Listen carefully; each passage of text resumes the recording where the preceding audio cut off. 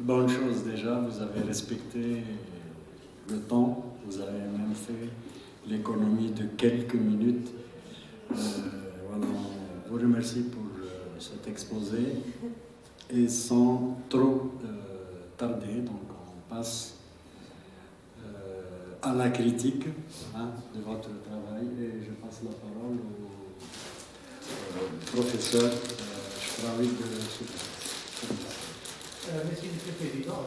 Avant tout, je tiens à remercier mes collègues et mes consoeurs de m'avoir invité pour évaluer ce travail qui a été réalisé pendant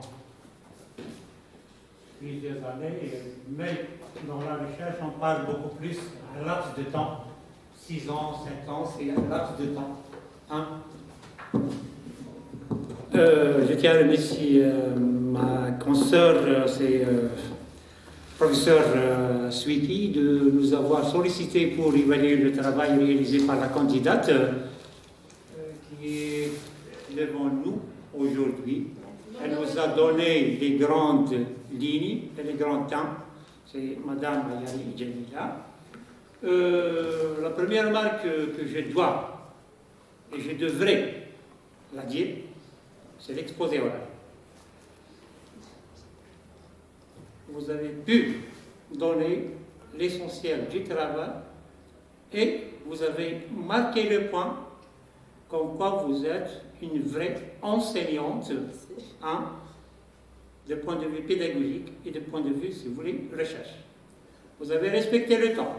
Parce que le temps, normalement, c'est pas l'argent pour un chercheur, c'est le temps, c'est la vie, c'est les publications. Normalement, on vous a attribué 30 minutes et à ce qui paraît, vous avez consommé uniquement 25 minutes, 6 minutes pour la problématique. Parce que j'étais éduqué et formé par professeur Soumadi, professeur Sultani, professeur Qari, Ben Ali, ainsi de suite, au niveau de la faculté de médecine. 6 minutes uniquement pour la problématique avec les objectifs, c'est bien. Et presque la totalité du temps, c'est 19 minutes, c'est pour les résultats, la méthodologie et les perspectives que vous l'avez déjà soulevées. Néanmoins, il y a toujours des critiques. Un travail non critiquable, c'est un travail bon à le mettre au niveau de la corbeille. Et je m'excuse de ce terme. D'accord ? Commençons toujours par la brochure, parce que la brochure, je l'avais déjà lue et je me suis habitué à travailler toujours sur ordinateur. J'aimerais bien toujours travailler sur l'écran. Il y a pas mal de points à soulever au niveau de votre brochure. Commençons par beaucoup plus, ce sont des fautes de frappe et nous ne devrions pas les soulever lors d'une soutenance, surtout de doctorat. Et doctorat, système classique. Maths, entre nous, on va essayer de récupérer et rectifier ces fautes. Et j'attire à votre attention, Madame Ayari, que tout le monde, le jury, il est incriminé directement ou indirectement à corriger la brochure avant de la mettre au niveau de la bibliothèque. Et Monsieur le Président, il est censé de suivre les corrections point par point, parce que c'est lui qui devrait remettre l'annexe 6. C'est-à-dire qu'il touche la brochure. Madame Ayari, elle a fait tête. Non, c'est. Il faut la mettre dans la tête. Parce que c'est une responsabilité partagée entre la candidate et le jury. والحمد لله الجوري تاعك اللي قاعد يشوف الله يبارك كلها دي بروفيسور زقت عليهم. Il y a au niveau de la page de garde normalement année universitaire انا تاخذي راي نحيها خلاص soutenu le حطي la date في la page de garde année universitaire هذه نديروها مع les mastérants mais il faut mettre soutenu le avec la date تاع اليوم ان شاء الله. توكل على ربي. Il y a aussi Oui.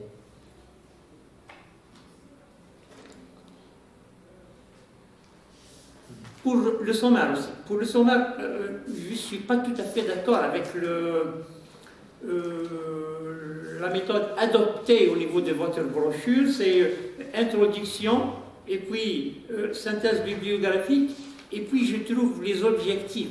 Est-ce que les objectifs font partie, si vous voulez, de synthèse bibliographique ou bien matériel et méthode? Alors j'aurais bien aimé voir généralité, hein, avec 5 pages, et on élimine carrément la synthèse bibliographique. Parce que maintenant, on travaille avec la nouvelle méthode, c'est généralité 4, 5 pages, 6 pages, même on peut arriver à 6 pages, avec, si vous voulez, une petite introduction, avec quelques notions de base sur le sujet lui-même, et puis on parle de la problématique, c'est l'essentiel, et les objectifs tracés par vous-même, hein, et en résultat de discussion, on va essayer de voir est-ce qu'on a pu, si vous voulez, arriver aux objectifs tracés ou non. On a aussi pour les objectifs. Les objectifs, il faut les mettre soit avec l'introduction générale ou bien avec le matériel et méthode. Ceci, c'est pour beaucoup plus la brochure. Aussi, on a au niveau de liste des figures, on commence toujours par des lettres, on commence toujours avec, si vous voulez, le mot majuscule. Maintenant, pour les remarques et les questions que je devrais les poser, et en même temps, il y a des trucs que je n'arrive pas à les piger au niveau de votre brochure. La source de l'huile d'olive. Vous avez parlé beaucoup plus d'une seule variété qui existe dans la région. Est-ce qu'ils ont récupéré l'huile d'olive directement après, si vous voulez, la collecte de la plante, ou bien ils ont laissé, si vous voulez, les fruits pendant plusieurs jours et après ils ont fait l'extraction? Selon les résultats obtenus pour l'indice d'acidité, puisque l'indice d'acidité il était à 3%, donc là on peut déduire qu'ils ont laissé les fruits un moment avant de faire l'extraction. C'était une huile d'olive vierge, ce n'était pas une huile d'olive extra vierge. Si c'était une huile d'olive extra vierge, on aurait dû trouver le pourcentage d'acidité inférieur à 1%. Donc comment on a jugé que c'est une huile d'olive vierge? C'est selon l'indice d'acidité. Et qu'est-ce qui fait augmenter l'indice d'acidité? C'est bien le stockage des fruits.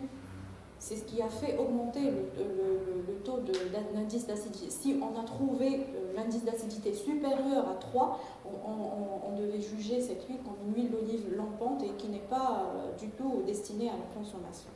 Tandis que l'huile d'olive extra vierge et l'huile d'olive vierge, on peut les consommer. Nous, on a trouvé un indice de 2,08%.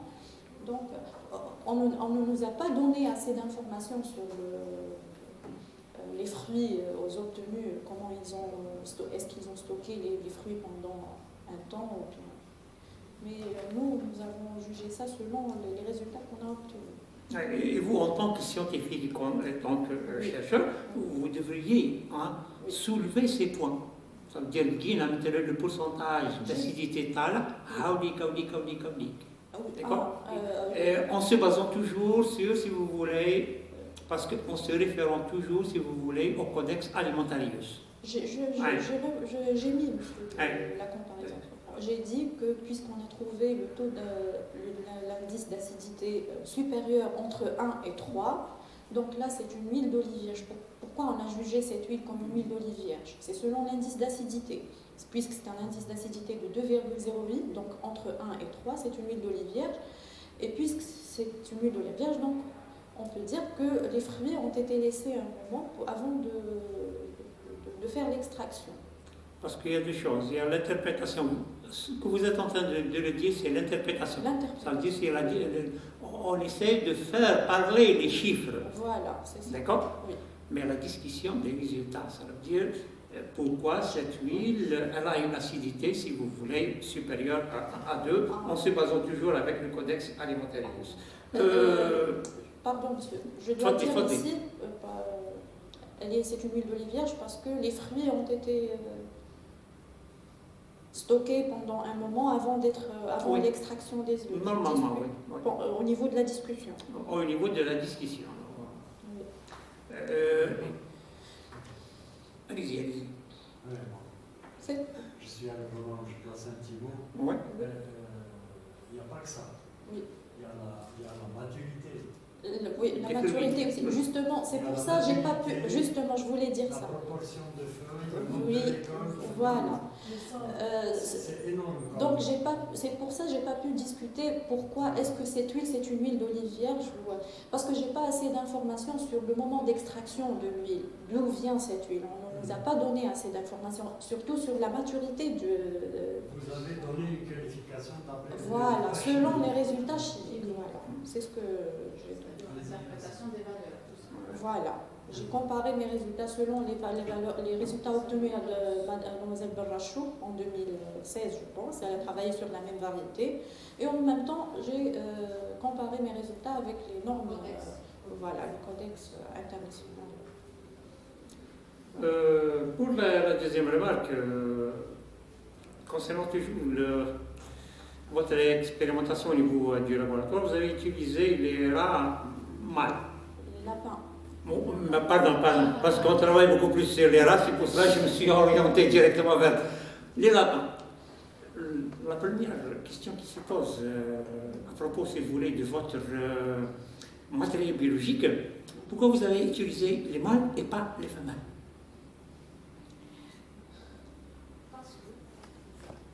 Et vous voyez, شوفي راكي استر وانا في فلول اليوم معاكم مازالوا لي 4-5 سنين وراح نروح كيما الصماد يا ربي يرحم.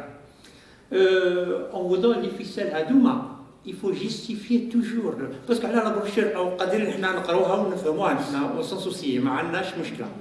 Mais pour quelqu'un, un débutant dans le domaine de la recherche, يقول لك علاه خيرت لي مال وما خيرتش لي فمال.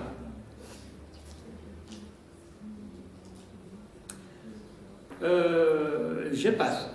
Dans votre protocole expérimental, vous avez utilisé l'huile d'olive, si on peut utiliser le terme vierge, et maintenant l'huile d'olive oxydée. Ça veut dire que vous avez choisi 1 heure, 2 heures, 3 heures, 4 heures. D'accord? هذا في le régime alimentaire. Alors j'aurais bien aimé que vous ajoutez au moins un contrôle, on l'appelle le contrôle, et pas le témoin. Un contrôle où on peut donner au lapin, ou bien le premier lot des lapins, on lui donne uniquement un régime alimentaire indien d'huile d'olive vierge. فهمتيني ولا لا؟ عندك 4 lots l'huile d'olive thermo-oxydée. Chauffée. وعندك un témoin. Vous l'avez considéré en tant que témoin. Oui. Avec, si vous voulez, le régime alimentaire TAO, vous avez mélangé à l'huile d'olive. Non chauffée. Non chauffée. Non. Alors j'aurais bien aimé voir un autre lot, avec le contrôle, sans huile d'olive. Oui, sans huile. Juste là, monsieur, ici, on va étudier l'importance. C'est une autre étude, la présence de l'huile et l'absence de l'huile. L'huile doit être présente dans notre régime alimentaire, que ce soit de l'être humain, que ce soit même des lapins, même au niveau du régime des lapins, au moins 3%. Moi, j'ai utilisé un régime riche en huile. C'est ça. Voilà, la richesse de votre... riche en huile. C'est pas... d'accord, c'est cette richesse qui fait la toxicité. Parce qu'un régime avec 3% d'huile d'olive, que ce soit oxydé ou qui n'est pas oxydé, ça ne fait pas la toxicité. D'accord? Pourquoi moi j'ai parlé pendant mon oral de l'intérêt des huiles dans notre régime alimentaire? Parce que le déficit ou bien le manque des huiles dans notre régime, c'est déjà un problème. Les huiles doivent être dans notre régime alimentaire. Maintenant, c'est le problème, c'est une huile oxydée ou bien une huile non oxydée. Vous comprenez? Donc l'absence de l'huile elle-même fait un problème. Les huiles doivent être présentes dans notre alimentation. Mais maintenant, cette huile, elle doit être saine. Elle ne doit pas être hydrogénée, partiellement hydrogénée, oxydée, thermo-oxydée. Même l'oxydation, il y a plusieurs façons de l'oxydation des huiles. Mais les huiles doivent être présentes dans notre alimentation. Moi, c'est... Parce que dans les analyses réalisées au niveau des laboratoires, que ce soit des analyses biochimiques ou bien hématologiques, Oui. si vous avez réalisé un lot contrôle indemne d'huile végétale, Oui. on peut comprendre est-ce que votre huile a un effet, même l'huile vierge, a un effet néfaste lorsqu'on augmente le taux dans le régime alimentaire ou non, par le biais, si vous voulez, des dosages hormonaux Notre et étude, des dosages enzymatiques. Notre étude, monsieur, c'est l'effet de l'huile oxydée. أنا فاهمك. Donc, Mais pour enrichir votre travail et pour mieux comprendre les choses, on commence toujours par le commencement. C'est-à-dire les lapins avec un régime alimentaire ordinaire, addition avec l'huile vierge, et puis avec, si vous voulez, l'oxydation, thermo-oxydation. Une autre question concernant le devenu de cette huile oxydée qu'on utilise nous pour, si vous voulez, soit au niveau des friteuses ou même dans l'alimentation interne. Quel est le devenu taha? عندي مثلا un gargotier, il utilise مثلا 5 litres d'huile d'olive par jour, ou l'huile sans goût par jour. Le devenu taha, en tant que chercheur dans le domaine, qu'est-ce qu'on peut conseiller ces gens à faire pour ne pas jeter cette huile? Parce que si on la jette, on va polluer notre système écologique. Qu'est-ce qu'on peut faire? Justement, j'ai dit en perspective qu'on peut ajouter des produits naturels qu'on appelle, même avant l'utilisation de cette huile, qu'on appelle les bioconservateurs, pour conserver ces huiles contre l'oxydation, n'importe quel type d'oxydation. Et au moment de la friture ou bien au moment de la cuisson, on peut enrichir notre huile par des produits naturels, comme par exemple les extraits de plantes, comme par exemple de l'ail, etc., qui va diminuer la toxicité de ces huiles, qui va diminuer le nombre des acides gras libres, qui va diminuer les acides gras trans, etc. Donc là, j'ai déjà dit ça, que c'est en perspective. Est-ce que je peux répondre à cette question? Allez-y. Elle n'a pas bien compris la question du professeur Cheflot et le devenir des huiles oxydées, c'est-à-dire que Non, doit faire moi pour je ne pas produire. Il y a une possibilité, je pense qu'on a discuté de ça. Oui. Je vais y aller là-bas. Oui, la réponse. oui. On va fabriquer du savon. On peut faire du savon. Moi je pensais comment on peut conseiller. Non, la réponse là. La question est claire. C'est ce que vous... devenir des huiles. Le devenir. On peut les récupérer. Le devenir, oui, c'est vrai. Oui, parce que j'ai déjà parlé de la fraction saponifiable. D'ailleurs, la fraction saponifiable, elle est... Moi, j'ai pensé, il m'a dit, qu'est-ce qu'on peut conseiller les utilisateurs pour diminuer la toxicité. On a parlé du devenir, oui. Parce que pour diminuer la pollution. Oui. Oui, le problème de pollution, c'est un problème immense. Oui, c'est vrai. Pour les chromatographes que vous l'avez obtenu, vous l'avez comparé beaucoup plus avec une banque de données, une base de données. C'est NIST beaucoup plus. Parce qu'il y a un très grand problème au niveau de la base de données de NIST aussi, on ne peut pas trouver toutes les molécules. Dans l'identification, où il vous donne, si vous voulez, le choix. 99% c'est telle molécule, 98% c'est telle molécule. Parce que lorsque vous avez chauffé votre huile, et je me trouve sur ma faim, quand vous dites 1 heure, 2 heures, 3 heures, 4 heures, je suis le trans. Possible qu'une molécule a été identifiée par la base de données HADI, parce que la base de données, c'est que tu injectes le produit intact. Sous forme volatile. C'est par méthylation.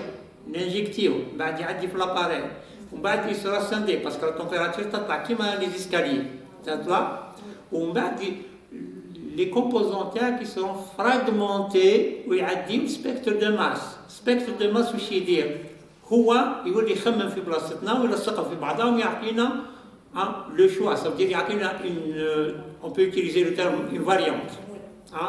99% telle molécule, 98% la molécule. Il y a des probabilités avec. Possible que dans l'identification, il y a pas mal de produits comme sont des trans, alors que par le manque, si vous voulez, d'informations sur ces molécules, tu m'as 6. Même l'huile chauffée pendant 1 heure de temps. Il peut y avoir des acétyl trans. Oui. Parce que lorsqu'on fait ce genre de travail, il ne faut pas suffire uniquement à utiliser une seule base de données. Avec NIST ou avec huile. De temps à autre, on injecte notre propre produit. نجيبوا les acides gras ونجكتيوهم ونتبعوا l'itinéraire تاعهم pour avoir le TR, pour avoir l'indice de rétention et pour avoir la composition exacte de notre produit. De ceci, je termine mon intervention et je tiens à féliciter la candidate de son exposé oral et maintenant de l'organisation de travail. Néanmoins, il y a des trucs que nous sommes obligés de les prendre en considération ensemble et les rectifier par la suite. Je rends la parole à notre aimable cher professeur Chemam, c'est notre président aujourd'hui. Merci, Monsieur le Président.